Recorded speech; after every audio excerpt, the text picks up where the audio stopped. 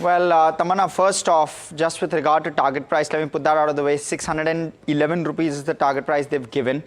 Valuations I'll come to. And also, that's roughly a 20% upside from here. But just with regard to where Coal India is at, it's been a six-bagger since 2021 January. If I include dividends, of course, and it's fair to include them because part of the returns. And in a world of ESG investing, essentially this non-ESG stock has given an Nifty 50 PSU non-ESG stock has given absolutely stellar returns. Now, just to kind of flip it around and try and understand, Coal India itself fulfills around 79% of India's coal production needs.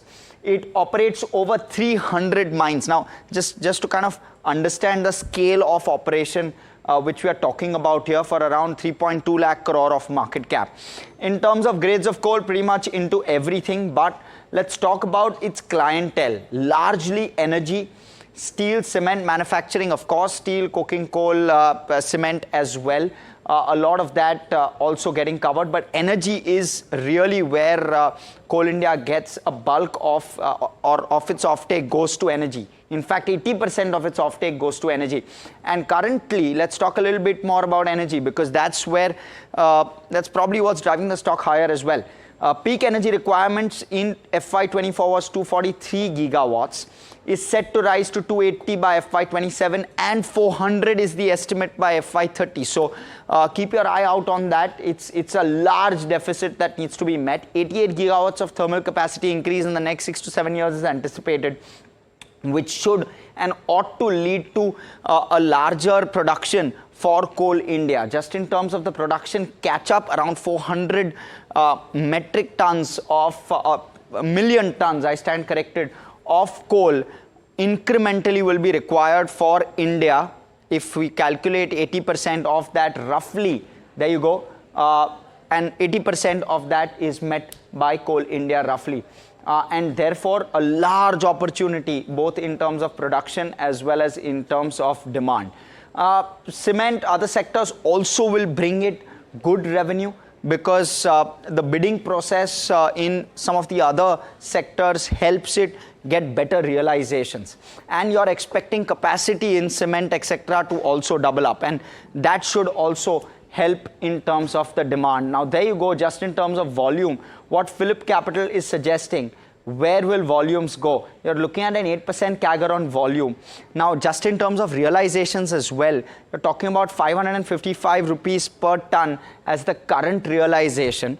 That is going to come off slightly.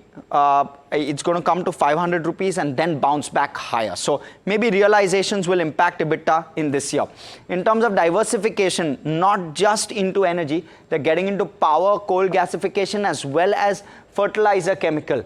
Ammonium nitrate, coal to ammonium nitrate as well as fertilizer, and they're going to spend 50,000 crore in the next 7 to 8 years on these new businesses.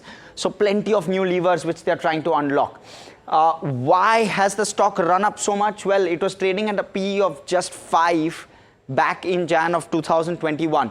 Dividend yield was extremely high, nearly double-digit plus. We're looking at volume growth, which has been extremely strong over the last couple of years. And realizations have gone up from 377 per ton to 555 per ton. And all of that has led to the stock price increase. Now, just in terms of where we are today, 27,000 odd crore rupees of cash. In terms of market cap, 3.2 lakh crore of market cap. That's roughly translating to 44 rupees per share of cash. This will support dividend going forward as well. So your dividend yield will continue to remain quite healthy. You're expecting EBITDA moderation. We spoke about that. 500 per ton of realizations going forward. So that will be one thing to watch out for. Also, your EBITDA is expected to be at 40,000 crore in FY25, but to rise to 50,000 crore, back to 50,000 crore by FY27. So judging that just in terms of valuations, if we were to extrapolate, these are of course the risks, but the valuations therefore trading at around 6.5 times in terms of EV to EBITDA. You're looking at international price fall as a possible risk, faster shift to renewable energy also as a risk, and increased production from captive mines. That could also be a risk, especially for steel and cement, where demand for coal is strong. Okay, so that's quite a elaborate deep dive into a stock which is buzzing today. Thank you for that, Harsh. Let me get a quick view from Aditya Shah and Kush Bora on, I would say, the biggest winner of the day, at least on the Nifty. Aditya, all things considered, do you think Coal India is a steady bet right now? Yes, definitely. So one of the PSU companies that we really like, the dividend yield is good. The stock price is not too expensive, even though the stock price has really risen over the last 1.5, 2 years, and the business is robust and really very strong. So in my perspective, this is one of the PSU companies that I really like. Okay, so it's one of the PSU companies you really like. Kush, at these levels, do you like Coal India at 513? Just to highlight how emphatic Harsh's entire presentation was. I think the last couple of percentage points move came about just because of Harsh's presentation. Fabulous one at that and quite in depth. I really enjoyed that. From a near-term perspective, 520 was the resistance. I think that will be taken out. The data also suggests, the call option, open interest. There's some shedding at the 520, 515 levels. So I think the base is there for the last 4 weeks. The stock's been making this base. Now I think the time has come for the stock to move higher from here on. I think you're looking at a 545 and a 570 kind of a positional move from here on.